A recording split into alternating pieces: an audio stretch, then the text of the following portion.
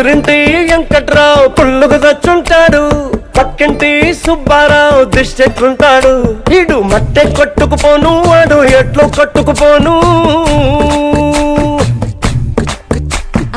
ఏడు కొండల వెంకన్న నా బాధని చూసుంటాడు, శ్రీశైలం మల్లన్న కరుణించుంటాడు.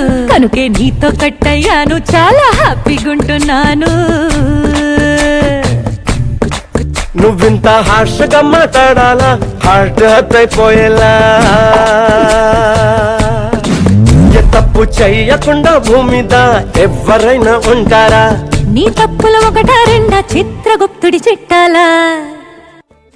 ఏమి